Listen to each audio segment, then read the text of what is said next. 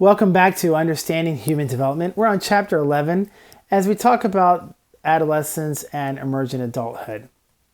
So in this section, we're going to look at the formation of adolescent identity. We're going to look at trends among adolescent peer relationships, family dynamics, risky behavior, and how teens respond to psychological stressors.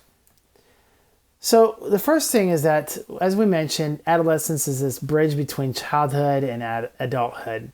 And the successful transition to adult status often requires lengthy education and occupational training, which is why, entrance into adulthood is continually prolonged. And that's why we now even have emergent adulthood. So prolonged adolescence gives a young person repeated opportunities to experiment with different adult styles without making irrevocable commitments.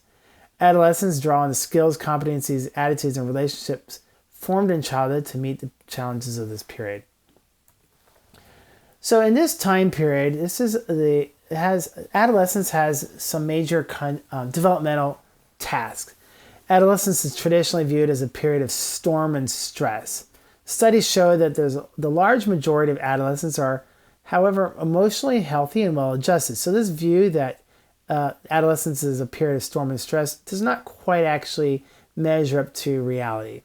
It's still a period of the lifespan where individuals experience more conflict, greater mood extremes, and riskier behavior. However, it's not always as bad as people make it out to be. There's also similar cross-cultural views on the adolescent period as well. However, others have argued that collectivistic cultures tend to have less of conflict with teenagers as individualistic cultures. However, there still is going to be more conflict in general. As a task, adolescents must confront, adolescents have to confront two main developmental tasks. First, they must achieve autonomy and independence from their parents, and they're forming their own identity. So, first of all, adolescents develop this self-regulation. Self-regulation means that they must learn how to make their own judgments and to control or regulate their own behavior. So this goes along with they can't be autonomous, that they're not able to be self-regulating themselves, and they also have to have independence too to go along with it. So that's the first thing. They want to be able to have autonomy and independence. But when teens and parents can cooperate and share their feelings, then interdependence is possible. That is a reciprocal dependence where both parties depend on each other, and parents and teens can cooperate in problem solving. So that's the ideal. Obviously adolescents want to have their own autonomy and independence, but ideally they're going to be interdependent, where parents and teens work together. So the primary question of adolescence is, who am I? This is basically about identity formation. Identity formation in adolescence involves teenagers gaining a sense of who they are and how they fit into society.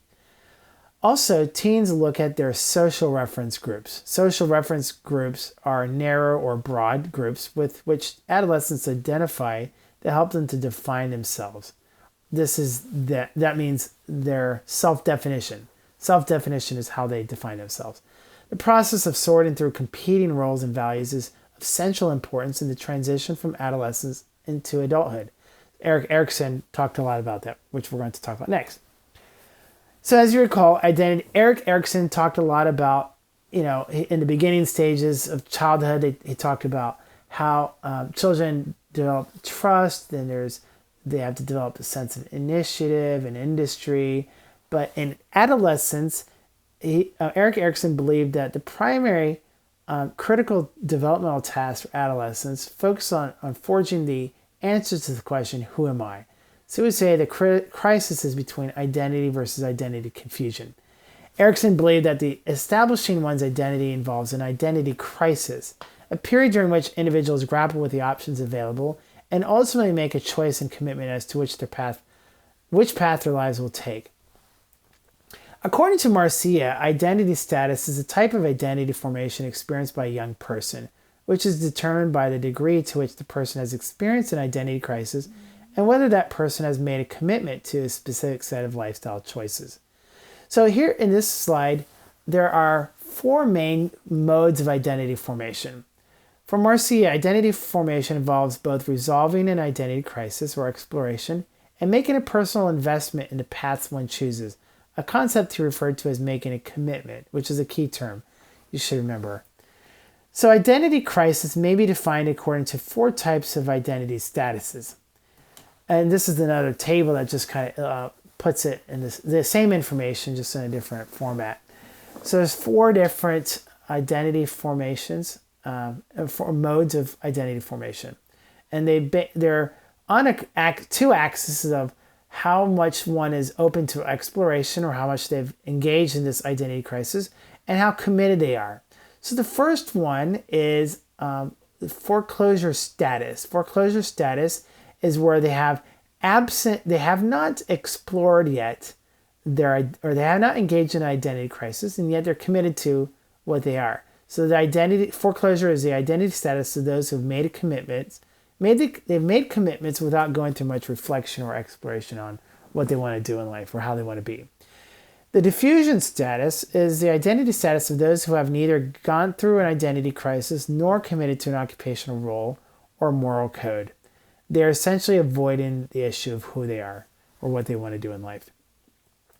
The moratorium status, and so this is the foreclosure, just to go over James Marcia's again. The foreclosure is oftentimes involves low anxiety, and because they haven't really thought much about it. Maybe this is the earlier phase if you think about it. Maybe they haven't needed to go through an identity crisis yet. However, this involves a smooth transition to adulthood because they've already made commitment to what they want to do. It involves little experimentation or self-reflection. However, this could be due to people who have lower self-esteem or they're impressionable. Maybe other people told them what they want to do in life, and that's what they're going to do. On the other hand, those who have diffusion, which is neither commitment nor exploration, these are people who have they lack a sense of direction and they have little motivation to find one. They're avoiding the issue of what they want to do in life. And pretty much life revolves around immediate gratification. They have no ambition, and they just want to sit around playing video games or something like that. They may involved in random experimentation, but they generally are just avoiding dealing with what they're going to do in life. Now, the moratorium status is the identity status of those who are currently in the midst of an identity crisis or decision-making period. So there's an ongoing identity crisis, and they're preoccupied with finding themselves. These are often college students who are figuring out what the majors are, and they tend to have a lot of anxiety, especially when they graduate. They need to know what they're going to do after they graduate. So, it's interesting, the types of anxiety college students have changes from when they're freshmen to senior. When they're freshmen, they're worried about what their major is going to be. When they're seniors, they're worried about what their job is going to be when they graduate. But there's a lot of anxiety. And then the last mode of or identity status is the achievement status. This is the identity status of those who have gone through an identity crisis and they've made a commitment. And they've passed, so they made through the identity crisis. They've passed through the identity crisis and they made their commitments. These people are pursuing work of their own choosing. They live by their own individually formulated moral code, and they tend to have low anxiety. They have low confusion because they know what they want to do, and they have a lot of confidence. So what influences people in their identity formation? Patterns of identity development are consistent across cultures and ethnic groups. Identity development changes with age. So obviously, we're going to look at that in a chart next. But the more younger adolescents tend to be in diffusion and foreclosure status than in moratorium and achievement status. So the proportion of people in achievement status increases with age. So let's take a look at that next. So if you look at this chart, you can see that there's the different identity statuses tend to vary based on age. So the younger people tend to, they haven't really thought about what they're going to do yet in life, right? They're either in foreclosure or diffusion. They're just avoiding the issue. So you can see pre-high school tends to be high in diffusion, whereas the college seniors tend to be in achievement mode.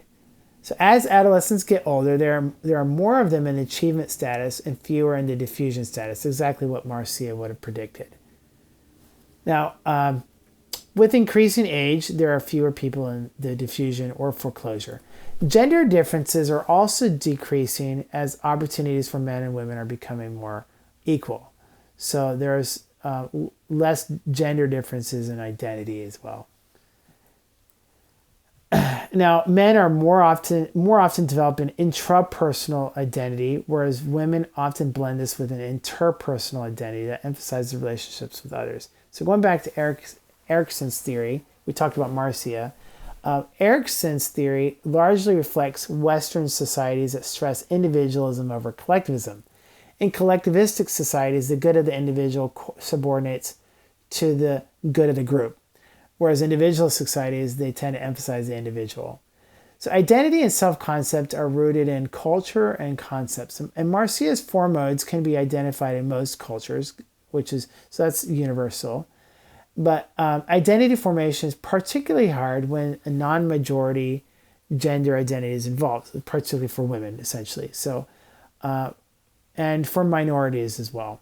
So women and minorities tend to have a harder time in forming identity. So as I said, men tend to have an intrapersonal identity, whereas women blend this with an interpersonal identity that emphasizes relationships with others. And so I mentioned Erikson's view of identity formation reflects Western values, and collectivistic societies generally place emphasis on less emphasis on autonomy and more on interdependence with others. Identity formation is more difficult when individuals belong to groups outside the majority culture. So it's particularly difficult for adolescents who are lesbians or gay males, especially when their parents and peers judge their preferences or behaviors to be unacceptable. That makes it hard for them to form their identity because it's not accepted. So ethnic identity also comes out during adolescence. It starts in late childhood, but it's especially important during adolescence. So it's influenced by whether they're part of the majority or minority ethnic culture. For adolescents who belong to an ethnic minority, issues of ethnic identity are of vital importance. The integration of ethnic identity into the more general sense of personal identity also takes place. And there's a healthy identity formation that is especially difficult in the face of racial prejudice or ethnic targeting. So as I said, during adolescence, this becomes especially important because adolescents start to experience prejudice. They start to become more aware of prejudice and discrimination based on their ethnicity. So that's why that formation of their identity can become more difficult. Like, for example, if you're part of a minority group that's the target of prejudice, then it may make it hard to really embrace your culture. The standards defined by the majority culture may be in conflict with those embraced by the minority culture as well. So today's adolescents belong to a generational cohort called generational me. There's a lot of stereotypes about young people being entitled, for example. And individuals are interested in their own lives and their own happiness. They tend to be more egocentric. And their most important life goal is being well off financially, right? Whereas they're less concerned with the concerns. They're less concerned with others. They're less engaged in community and civic affairs, and they're less interested in preserving the environment. Although I think we started to see some changes in that more recently, but in general, teens weren't as interested in preserving the environment. U.S. adults have become less trusting of each other and social institutions, including the news media, religious organizations, politicians, and the medical establishment. So that's a trend. So that means adolescents tend to be the generation that's more self-centered. However, other researchers have found that this generation is more diverse too, and they have unfortunately have greater financial needs, which means they have a longer time spent in emergent adulthood.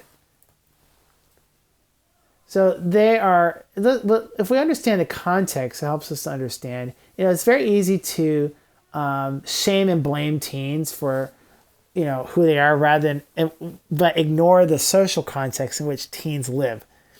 So they're less fearful of social problems than their parents' generation. They tend to have more economic challenges, which shape their generation.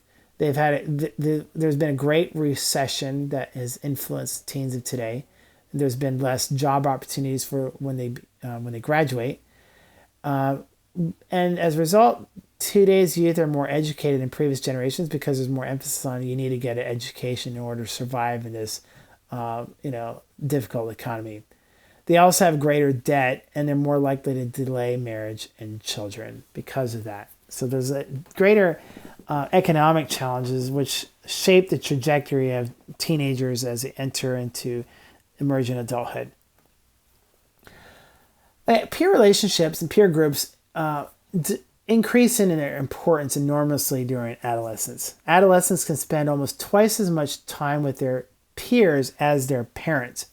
Teenagers learn from their parents which behaviors are socially acceptable and the roles which suit them best. They learn from their friends which behaviors are socially acceptable and the roles which suit them best. So that's because the peers become very influential to teens. So the importance of teens increases enormously, and teens also establish intimate relationships with some peers as well. So they have intimate friendships. And also through social comparisons, teens evaluate and compare themselves to their peers as a means of defining themselves, because teens are all about identity. So it's about how do they compare themselves with others. They're not as concerned about intimacy yet, according to Erickson, but they're more concerned about their identity, which means that they are oftentimes comparing themselves. So that leads us to the subject of social comparison. This is the process of evaluating oneself and one's situations relative to others. That's social comparison. This begins in early childhood and evolves during adolescent years. Adolescents are frequently focusing on their appearances and personality characteristics that make them popular. A wide circle of acquaintances. They tend to have a wide circle of acquaintances with few close friends. And so they have quantity but not quality. That's because it's all about they're egocentric and about developing their identity. Their intimacy with same-sex friends also increases, which is good. They're going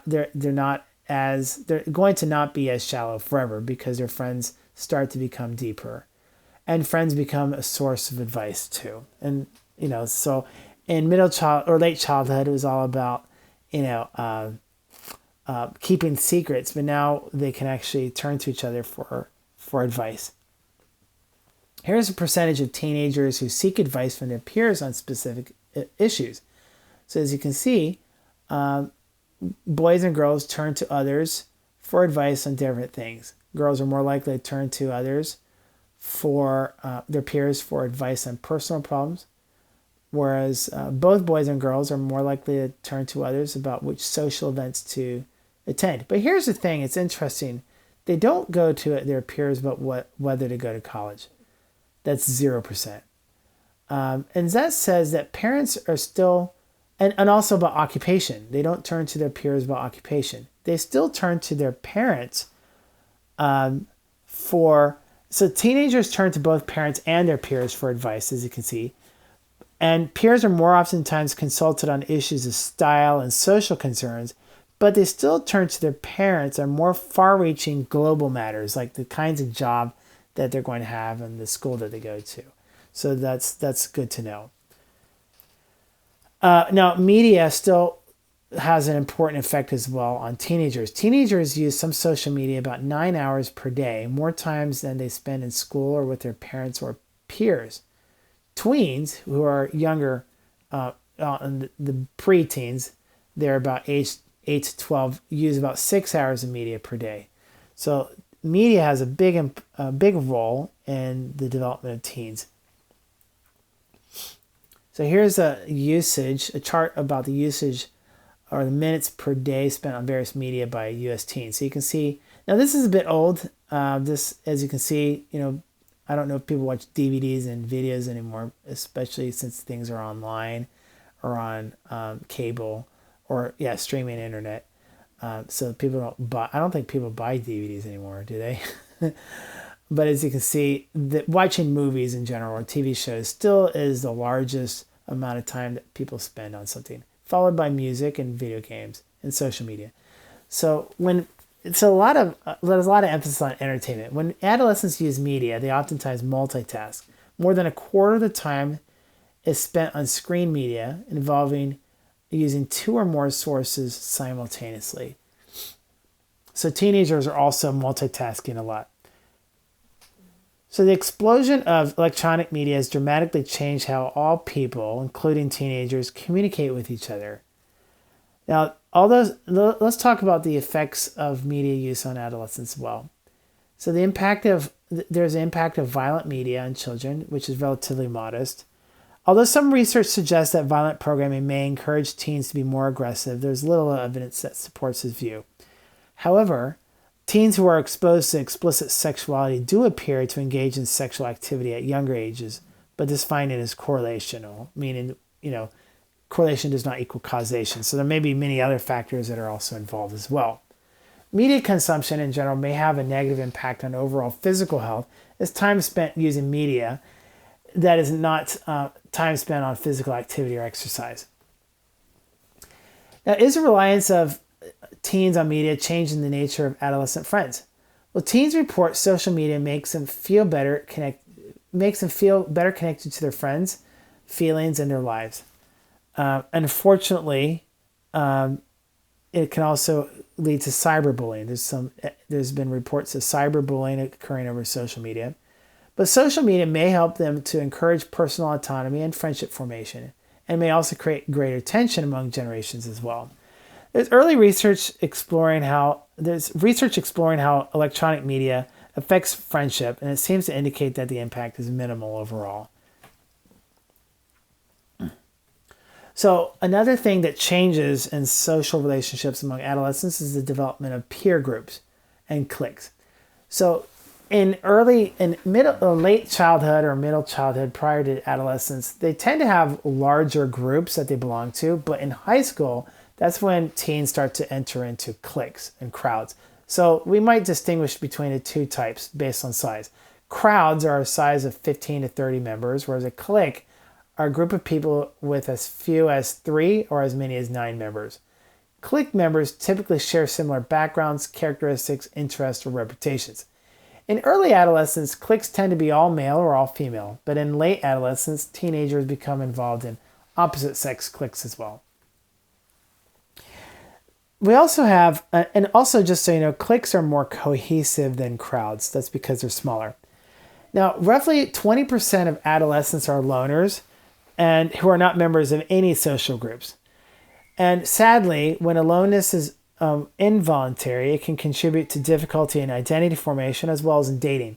When aloneness is voluntary, it can provide an opportunity for creativity, relief from pressures, or psychological renewal. So it's not necessarily bad, it just depends on if it's voluntary or involuntary.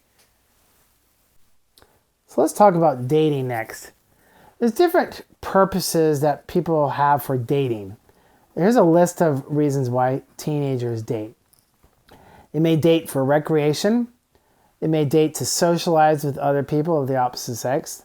They may date as a way to gain status among friends or peers so they can be seen as someone who's desirable. Many people date for companionship, simply just to have a friend of the opposite sex whom they can interact with and share experiences. Some people are looking for intimacy. They want to have a close, meaningful relationship with a person of the opposite sex. And also, teenagers also oftentimes looking for sex. It's an opportunity to engage in sexual experimentation or to obtain sexual satisfaction. And lastly, there's mate selection. It's an opportunity to associate with members of the opposite sex for the purpose of selecting a husband or wife. Now, let's just be honest. Are teenagers oftentimes looking for mates? I don't think so. In fact, I don't think they're even really typically looking for intimacy as much. Their hormones are raging, so they're usually looking for either a companion or they're looking for a sex partner. But it's usually once they start to realize that they want to have a lifetime partner, once they get a little older, start to realize who they are, then they start to develop the need for intimacy. That's Erik Erikson's theory, and I kind of agree with that. I think a lot of teenagers are more trying to figure out who they are. And so dating is more about helping them figure out who they are. They may, and how to relate to people of the opposite sex too, or people that they're interested in. And so sex comes up a lot because they're they got the hormones for it, and they're interested in, they're adolescents, they're going through puberty, and their hormones are raging, and so they're in the prime of their life. And the idea of having a husband or wife may not be on the forefront of their mind, because they're still thinking about maybe what their job is going to be, or whether they're going to go to college, or that sort of thing. That's oftentimes what people are still thinking about. So dating follows developmental trends as well, and these describe both opposite and same-sex dating as well. So we want to be inclusive as we talk about it. Younger adolescents think in terms of immediate gratification, as I mentioned. It tends to be more about recreation and status. These are the most important reasons that teens date. Older adolescents are more concerned with personality characteristics in the future, and dating may evolve into serious romantic relationships. Dating partners are usually similar in terms of social class, interest, moral values, and academic ambitions. So, usually people date somebody who they have some similarities with, and they can see themselves going into similar career paths together. Okay, we've talked about dating. Let's also talk about the role of family dynamics. The most important tasks of parenthood oftentimes is paradoxical. That's because successful parents provide children with security and roots in a loving environment, but successful parents also encourage their children to become self-directing adults who can function independently in society. So how parents relate to their teenagers can affect how their teenagers turn out. If the parents are over-controlling, then sometimes the teenagers will rebel against it. So the family dynamics play an important role. So let's go to the next slide. So let's talk about intergenerational communication. Successful parents must provide support to teenage children, but also allow them independence, because adolescents they have an emerging need for autonomy. And this oftentimes leads to conflict because the adolescents want to assert their autonomy and independence. And yet they're still dependent on their families, and therefore their families have a lot of influence still. Studies show less conflict between parents and teens than has oftentimes been assumed, but there's conflict that typically revolves around ordinary issues like family chores, curfews, dating, grades, and etc. Conflict with parents typically peak in early to middle adolescence, and then it peters out, usually, but that doesn't always happen. A lot of teens can still have problems. So maintaining communication between parents and teens helps reduce serious conflict. Now, mother-son conflict can also have patterns. Here's a study that looked at mother-son conflict patterns during adolescence. As you can see, as they age, there's changes in the number of conflicts. So this graph lists the number of observed conflicts per minute between mother and son in 30-minute videotaped interactions over an 8-year period. So you can see during the ages of 15 and 16 is when these teens had the most conflict between the mother and son. Something else I want to mention that's not on my slide is the role of family alliances. Family alliances are the opposite of conflict. It's when there's a strong relationship between parents and their children. And these alliances are natural and healthy. However, a close bond between one parent and a child that excludes the other parent is often disruptive. Parents are more successful when they work together, yet maintain an appropriate boundary between themselves and their teenage children. So that's why it's important, it's especially important for parents to be aligned during the adolescent years. When there's conflict, it's very easy for teens to get between parents. One teen may side with one parent because this is oftentimes when divorces happen because the teenage years. So teenagers can split couples apart. So it's very important during this conflict, this conflicted time of a teen's life, that the parents stay united in harmony with each other. And if they have disagreements, rather than disagree in front of their teens, that they talk about it among each other in private rather than involving the child. Otherwise, what can happen is you can end up having triangulation that goes on, and alliances involving a child and one parent can actually tear the family apart. So they're more successful when they work together and maintain appropriate boundaries between themselves and their teenage child. So let's talk about some parenting styles. It's interesting, we talked earlier about identity formation among the teenagers, but let's talk about the styles of parenting. So the two axes involved in parenting styles. On one hand, we have warmth and sensitivity, and on the other hand, we have the dimension of expectations and control. You need a little of both. And so, as you can see, there's 4 styles. There's authoritarian with a low amount of warmth but a high amount of control.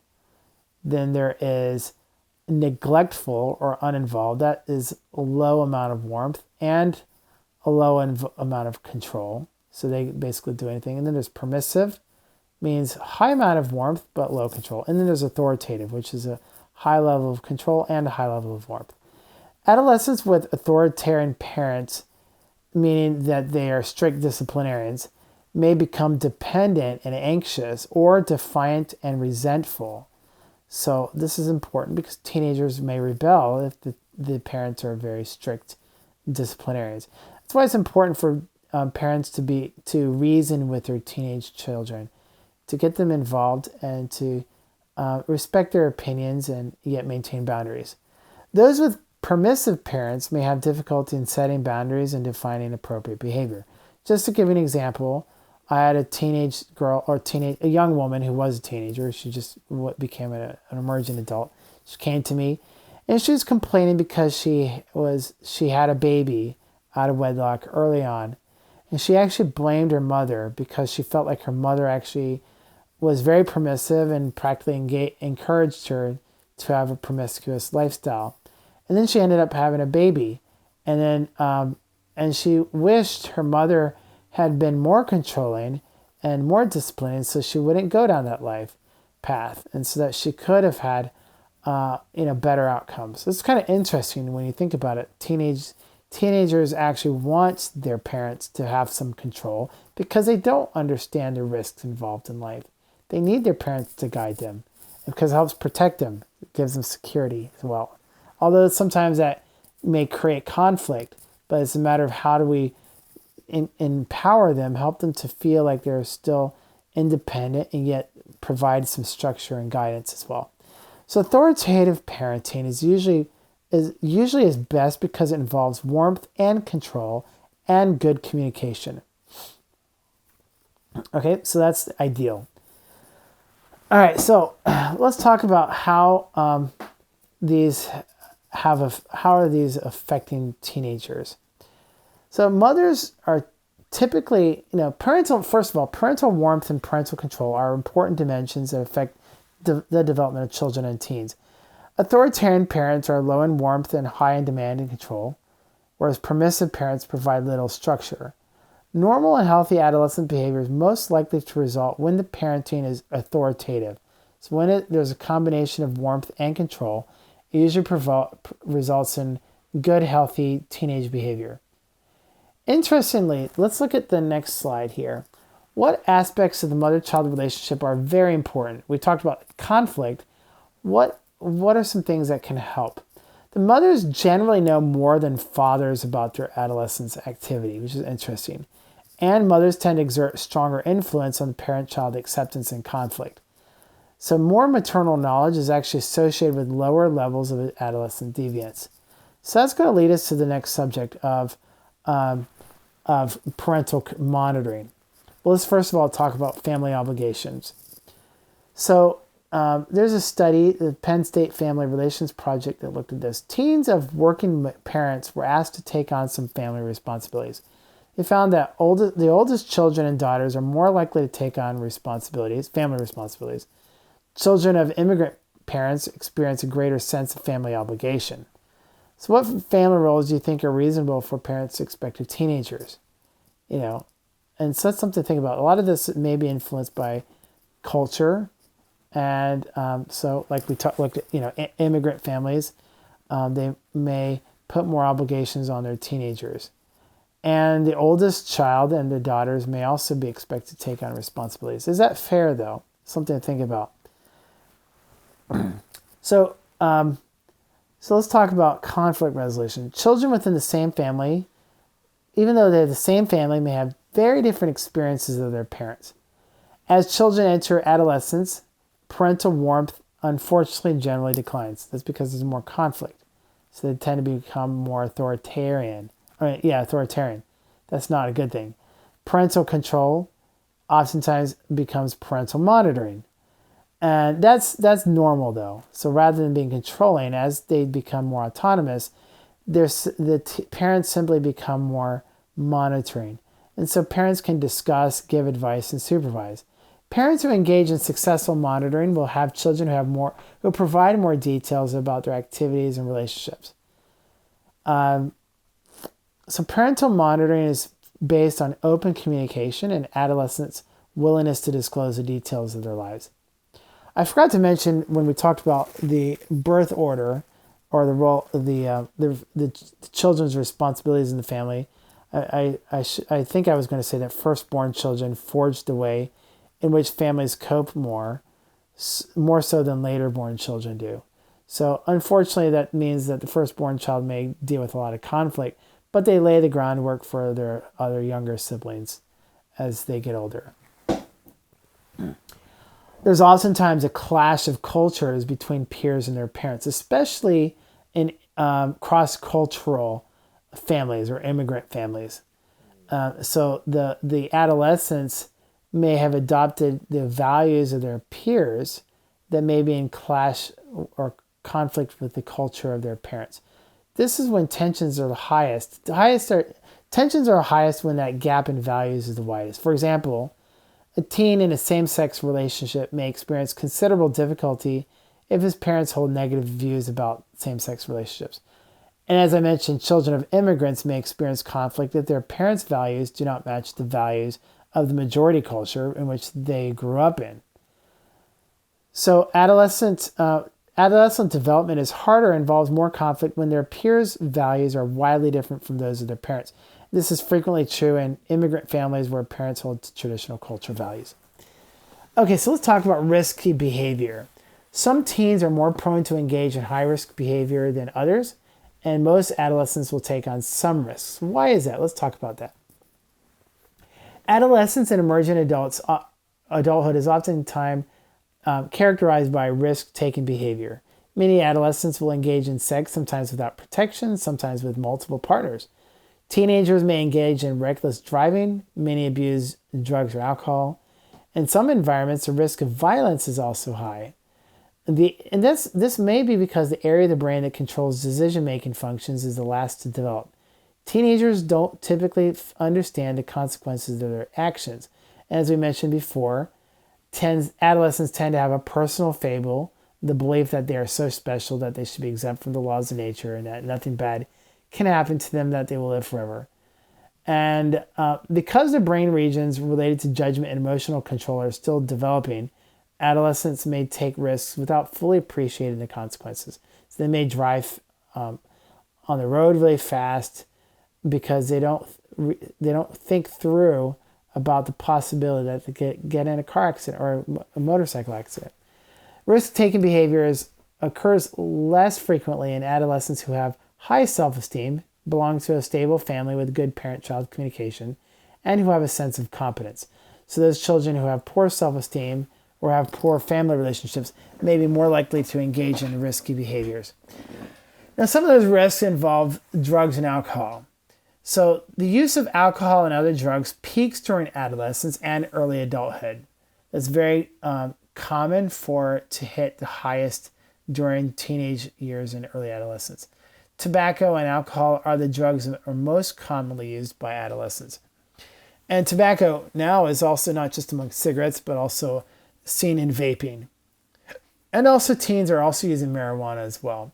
The use of these are especially prevalent in the latter part of adolescence, and the highest incidence of drug use typically occurs between the ages of 18 and 20. That's because they're adults, and even though they're not, even for alcohol, typically the legal age to drink is 21. However, one of my friends once told me, if you didn't drink by the age of 21, you're probably not going to drink anyway. So those who are drinking alcohol oftentimes start well before the legal age. So this is the highest instance of drug use. Illicit drug use drops off dramatically in the adult population. That's because they are taking on more responsibilities and they have things they got to accomplish in life. So let's look at consequences of alcohol use. Alcohol can distort vision, impair motor coordination, and slur speech. It can cause liver and brain damage. It can lead to loss of consciousness and death. It's associated with several forms of cancer, heart disease, and some psychiatric disorders. And in early adolescence, more than half of teens have tried alcohol, and this proportion has grown to 70% by the end of high school. So a lot of teens drink alcohol, and and unfortunately, let's look at the percentage of what could happen. First of all, as I mentioned, alcohol depresses activity in the central nervous system, causing slowed response times and a heightened sense of well-being. So they might feel good, and yet they don't realize the risk that they're getting into. 80% of high school seniors have tried alcohol, and about 25% report binge drinking in the previous 2-week period. Binge drinking is more common among college-age students, though the rates may vary depending on the school environment. So once again, it's college, that's when binge drinking really takes off. Now, here's the percentage of those who are driving under the influence of alcohol by age group. So you can see that even before the legal age, they're starting to even drive under the influence. But especially once they get to that legal age, now they're starting to drive under the influence. So concern is driving a car while under the influence of alcohol. Alcohol is a drug that slows reaction time and coordination. So driving after having consumed alcohol is dangerous and illegal at any age. Even if you're legally able to drink, just because you can doesn't mean you should. And it's still illegal to drive under the influence. And so given that adolescence is a period in which risky behavior is at a peak and that alcohol use is also at a high risk or high point during this period of lifetime, it's not surprising that the percentage of U.S. teens and adults report that they have driven while under the influence of alcohol during the previous year is very high among 21 to 25, the period that corresponds to emergent adulthood. Okay, so let's also look at tobacco use. Smoking increases, it makes people feel like they're stimulated, like they are able to focus, and they might feel more alive, and yet stimulants increase heart rates and constrict your blood vessels, and smoking can irritate the throat and deposit foreign matter into your lungs. And tobacco use can also lead to premature heart attacks and cancer. My dad, just so you know, died because of excessive smoking. Smoking in general can kill, but even when he was told that he needed to quit, he couldn't. That's because nicotine is very powerful and addicting. Now today, tobacco use among teens is lower now than in the 70s, but still more than half of high school seniors try smoking. But even still, I would say that's increasing now due to the role of vaping. That's because people think that vaping is more glamorous because it doesn't have as strong smell, and they think it's healthier. But the reality is that vaping is just as dangerous. Both boys and girls smoke in roughly equal numbers, although smoking is associated with serious long-term health risks. So smoking and vaping both have health risks and damage. Even marijuana has effects. A lot of people think that marijuana is harmless, but just because it's becoming legalized doesn't mean that it's harmless. It's the most widely used drug in the United States after alcohol and tobacco, and among high school seniors, daily marijuana use exceeds daily cigarette use for the first time in 2015. The marijuana contains THC, and and the effects of it last for several days, and regular users may be functioning with learning and memory impairments all the time. Research shows that those who use marijuana can actually have a significant drop in their IQ, and that can actually become permanent, can result in a 6 to 10 point drop in an IQ. So marijuana actually has major impacts on cognitive ability, and it can also lead to symptoms of psychosis as well. There's other drugs, which I'm not going to go to at this time, but know that ecstasy use is also increasing, but there's also other drugs. It's always something coming up. Anyway, let's look at delinquency. Delinquency involves delinquent acts that range in seriousness from shoplifting and vandalism to robbery, rape, and murder. Most adolescents will engage in some form of delinquent behavior, and factors that contribute will include stressful or disadvantaged environments, parents that are neglectful or too intrusive, psychological factors, belonging to delinquent peer groups, thrill-seeking, and the influence of media. So let's talk about stress and resilience. Adolescents and emergent adults are in a developmental period when many forms of mental illness start to emerge. That's because stress starts taking a toll. At any point, and so let's talk about depression. Depression is also very important. But it's also important to know the difference between normal adolescent behavior and something that's a psychological disorder. So depression is becoming more and more prominent in adolescents. At any point, about 8% of adolescents experience depression. And about 15 to 20% of college students report having been depressed. Girls are twice as likely as boys to become depressed, which may reflect gender differences as well in the brain. There are biological factors, psychological factors, as well as social factors as well. All these interact. So depression is likely due to a combination of risk factors. I'm not going to go into all these, but know that they're oftentimes accompanied by other issues, and they can be linked to chronic illness as well. Okay, so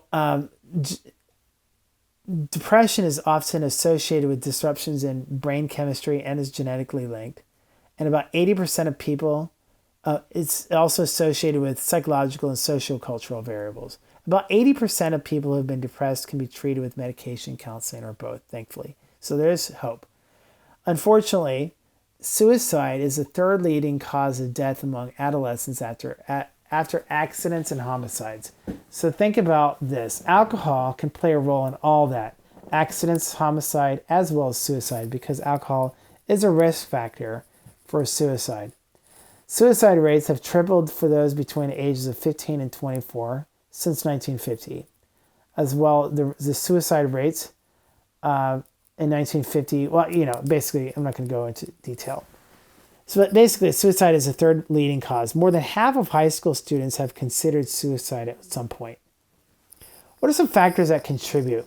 Well, if you're wanting to assess someone's risk for suicide, you need to look at some factors. You need to know the factors. First of all, a previous suicide attempt is the single best predictor of if somebody is going to commit suicide or attempt suicide again. A family history of suicide can also play a role. Feelings of helplessness, hopelessness, or isolation. A history of alcohol or substance abuse, a history of mental disorders, a history of abuse, access to the methods, family problems, social-cultural factors. So suicide is linked to mental illness and to long-standing personal or family problems, to excessive pressure and responsibility, and to the belief that future goals are unattainable. Suicide attempts are sometimes patterned after suicides described or portrayed in mass media. For example, when famous celebrities or musicians kill themselves, then teens oftentimes feel the desire to do the same thing or follow after them. Okay, so besides substance abuse, there's also sexual abuse, which is also a big problem. Rates of sexual abuse before the age of 18 are high for both boys and girls. A national survey of U.S. high school students typically report that about 11% of girls and 4% of boys have been forced to have sexual intercourse or basically being raped at some point in their lives. This percentage is likely low due to underreporting. 1 in 5 women and 1 in 16 men are sexually assaulted while in college. And more than 90% of sexual assault victims on college campuses don't even report the assaults. That's why a lot of these numbers are underreported. So, what role does technology play in increasing sexual abuse? Surveys suggest that 1 in 7 adolescent internet users receive unwanted solicitations of a sexual nature. 9% have been exposed to unwanted material. And sexting plays a big role that involve online predators. A lot of times because people don't know what the other person's like, and they may be involved in sexting with somebody that is a predator. Online relationships can lead to face-to-face meetings, which can eventually lead to sexual relationships. So there's the role of technology that can play a role. And what is the impact of sexual abuse? Sexually abused adolescents oftentimes feel depressed, guilty, and ashamed, and the effects can last a lifetime. Oftentimes they feel powerless to avoid the abuse, and this can lead to academic problems and can lead to depression and suicide, and it can also affect their ability to form healthy relationships later in life. And unfortunately, it's hard to predict how it can affect because the nature of the abuse can have different effects on people. So what are some risk factors? So we talked about sexual abuse, but another thing that can also happen during teenage years is the increase or the development of psychological disorders. So risk factors for psychological disorders tend to fall into 4 categories. Teenage sexual activity, that's one. And that's important because a lot of times people get involved in sexual relationships before they're ready, and these can have detrimental impacts, especially when they break up, because they've opened themselves up sexually to somebody, only to have a breakup, and then they fall apart afterward. Also, there's the abuse of drugs and alcohol that can play a role because it affects the brain. Then there's antisocial and unproductive behavior that can be due to delinquency or something like that. And then lastly, poor school performance can also put people at a risk for psychological disorders, especially because people want to do well. So there are some characteristics that are associated with high-risk behavior. There are individual characteristics, then there are social characteristics, or the factors that look at the society around people, and then there are family characteristics.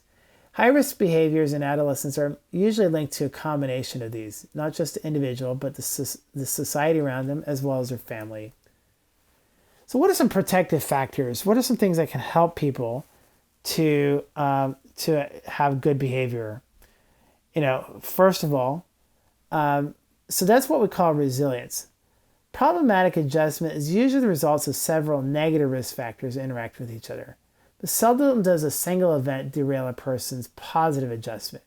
So some protective factors are good relationship with parents and peers. All of these are more likely to result, problems are more likely to result when negative forces interact within an adolescent's life. And when negative forces are present, those adolescents who are resilient more likely to develop positive coping mechanisms. Resilient teens are more likely to have positive personal qualities and supportive functional families, as well as being more likely to live in a good neighborhood with good schools. So to support positive adolescent development, we should support and strengthen families, provide teens with activities in which they can be successful, and encourage them to help others and teach them positive coping skills. All of these things can help develop good resiliency and good behavior among teens. Anyway, that's all, and I hope you can join us for our next chapter in young adulthood. Thank you.